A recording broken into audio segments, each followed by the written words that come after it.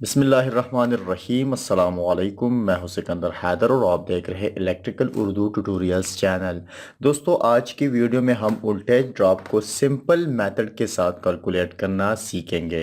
दोस्तों, इस वीडियो में हम कुछ एग्जांपल पेश करेंगे और उसके ज़रिए हम उसकी कैलकुलेशन करेंगे। तो ये वीडियो आपके लिए ख़ास होने वाली है क्योंकि ये कुछ बेसिक फार्मूले और बहुत सिंपल फार्मूले हैं जिससे आप वोल्टेज ड्रॉप को बआसानी फाइंड आउट यानी कैलकुलेट कर सकते हो।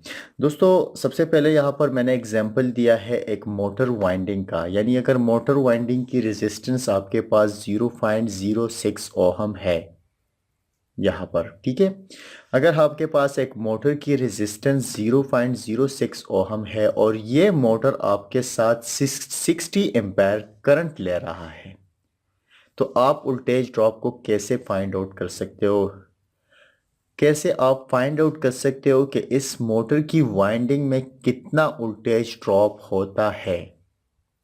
तो सिंपल तरीका है, अगर आपको इसका वोल्टेज ड्रॉप और फाइंड आउट करना है कि कितना इसके रेजिस्टेंस, यानी जितना ये 0.06 ओहम का रेजिस्टेंस है और 60 एम्पीयर करंट ले रहा है, तो इसमें हमारे साथ कितना ड्रॉप होने वाला है। तो उसके लिए आपको करना क्या होगा कि आपने रेजिस्टेंस हमारे पास है 0.06 ओहम, उसको मल्टीप्लाई करना होगा अपने एम्पेयर के साथ। तो इससे जो वैल्यू आएगी वो आपकी टोटल वोल्टेज ड्रॉप होगी जो इस मोटर वाइंडिंग के अंदर होगा, ठीक है। यहाँ पर मैं अपना कैलकुलेटर ले लेता हूँ और मैं यहाँ पर टाइप करने वाला हूँ 0.06, इसको मल्टीप्लाई कर लेता हूँ और ये मेरे पास एम्पेयर है 50। तो मैं कर देता हूँ इसको, तो ये मेरे साथ 3.6 ड्रॉप करेगा।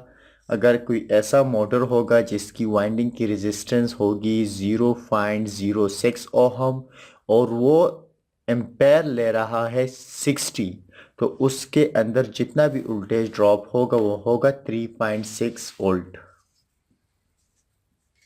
ये तो था पहला एग्जाम्पल।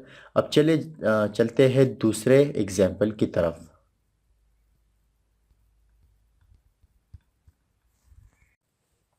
यहाँ पर मेरे साथ एक दूसरा एग्जाम्पल कुछ इस तरह है कि मेरे साथ यहाँ पर सिंगल फेज लोड लगा हुआ है जो ले रहा है मेरे साथ 80 एम्पेयर। अब यहाँ पर मिसाल के तौर पर एक सिंगल फेज मोटर है या एक सिंगल फेज लोड है, मोटर तो इतना एम्पेयर लेता नहीं है। अगर हम इसको कहें कि एक सिंगल फेज डिस्ट्रीब्यूशन बोर्ड है और उस पर मेरे साथ इनकमिंग सप्लाई जो आ रही है वो 210 वोल्ट की है। मेरा कंप्लीट लोड जो है यहाँ पर डिस्ट्रीब्यूशन से जा रहा है वो है मेरे साथ 80 एम्पेयर, यानी यहाँ पर मेरा कंप्लीट लोड है। इस वायर पर जो इनकमिंग वायर है उस पर आ रहा है 80 एम्पेयर का लोड। अब मेरा जो पहला वाला वायर है उस पर है 0.05 ओहम की रेजिस्टेंस, और अगर दूसरा वायर उसी मटेरियल का उसी गेज में बना होगा और उसी लेंथ में होगा तो उसका रेजिस्टेंस सेम होगा, यानी उसका भी रेजिस्टेंस होगा 0.05 ओहम। अब यहाँ पर मेरा कंप्लीट लोड है 80 एम्पेयर और मेरा जो सप्लाई आ रही है यहाँ पर वो 210 वोल्ट है। तो क्या होगी मेरी ये जो सप्लाई जो एसी सोर्स है या मेरे एनर्जी मीटर से आ रहा है या जनरेटर से आ रहा है, वहाँ पर मेरी कंप्लीट वोल्टेज या प्रेशर कितनी होगी? तो जैसा कि हमने पहले एग्जांपल में कैलकुलेट किया था, हम करने वाले हैं इस तरह सा 0.05 ओहम को मल्टीप्लाई अपने लोड के साथ।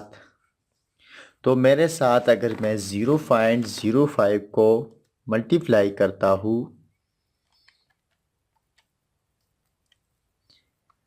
80 एम्पेयर के साथ, तो मेरे साथ यहाँ पर आएगा 4 वोल्ट। इसी तरह सेम वही भी है, तो मेरे साथ दूसरा वायर अभी ए है और ये मेरे साथ ए हो गया। अगर मैं इसको ए का नाम दे दूँ, इसको बी का, और बी मेरे साथ हो गया है 0.05 ओहम ज़रबे 80 इज इक्वल टू 4। तो मेरे साथ एक वायर पर भी 4 है, दूसरे वायर पर भी 4 है, तो मेरे साथ 4 + 4 इज इक्वल टू 8। अब यहाँ पर 210 है, तो मेरे साथ अगर मैं 210 के साथ प्लस करूँ 8 को, तो मेरे साथ आएंगे 218। तो मेरा जो एसी सोर्स है, जनरेटर है या जो एनर्जी मीटर है, वहाँ पर मेरे साथ कंप्लीट सप्लाई है 218 वोल्ट। तो ये तो हो गया एक आंसर इसका। अब यहाँ पर जो सबसे मेन पॉइंट है क्लियर करने का, वो ये है कि जब भी आप वोल्टेज ड्रॉप को कैलकुलेट करोगे तो उसमें आपने ये बात अपने जहन में रखनी है। अगर एक वायर है और उसमें आपके पास रेजिस्टेंस, उसका रेजिस्टेंस पता है मीटर्स में, तो आप अगर आपके पास सिंगल पेज सप्लाई है तो आपने सिंगल पेज सप्लाई की जो न्यूट्रल वायर है उसका भी वोल्टेज ड्रॉप निकालना है, और जो पेज है उसका भी वोल्टेज ड्रॉप निकालना है। यानी अगर आप कहे कि मेरे पास एक वायर है और वो मेरे साथ इतना ओहम रेजिस्टेंस ले रही है, उसका इतना फासला है, तो अगर आप एक वायर आपके साथ 100 मीटर का वायर है, सिंगल पेज की सप्लाई है, और आपके पास वो उसका वोल्टेज ड्रॉप निकलता है मिसाल के तौर पर 5 वोल्ट, तो आपका कंप्लीट वोल्टेज ड्रॉप होगा 10 वोल्ट। क्योंकि आपके दो वायर है और दोनों वायर में सेम ही रेजिस्टेंस है और हर एक वायर आपका 5-5 वोल्ट खाएगा। चलते हैं नेक्स्ट एग्जाम्पल की तरफ।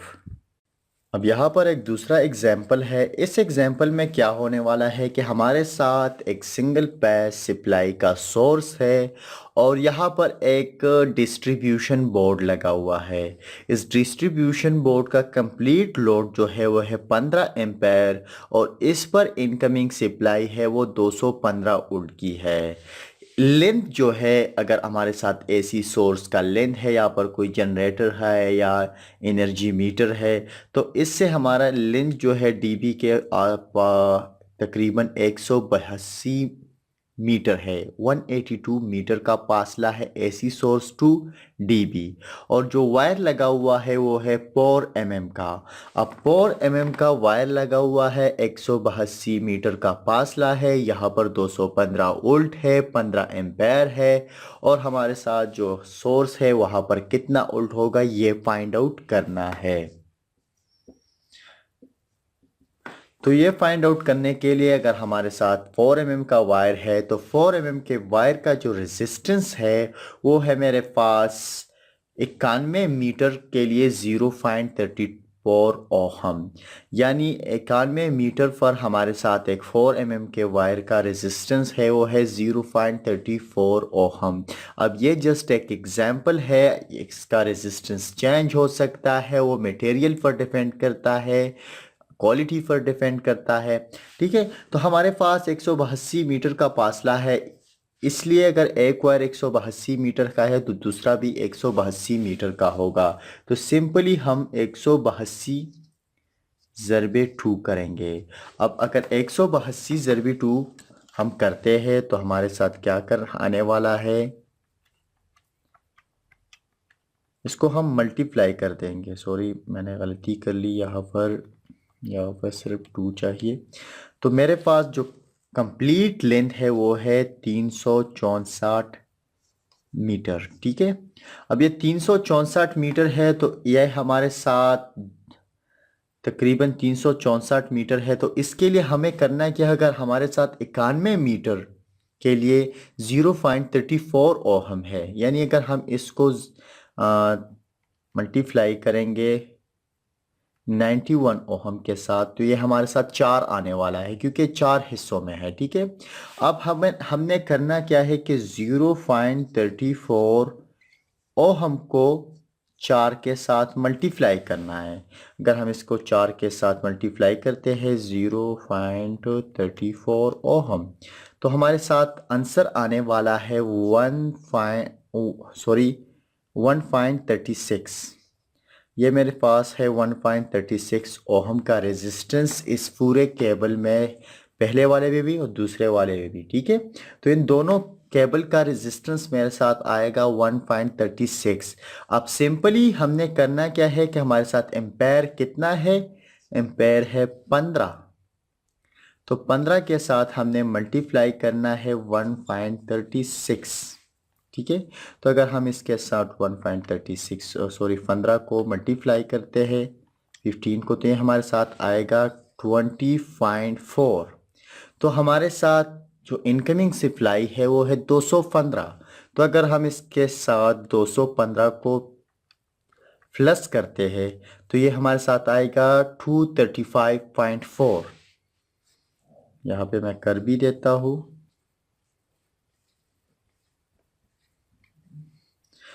तो आंसर आने वाला है 235.4 वोल्ट।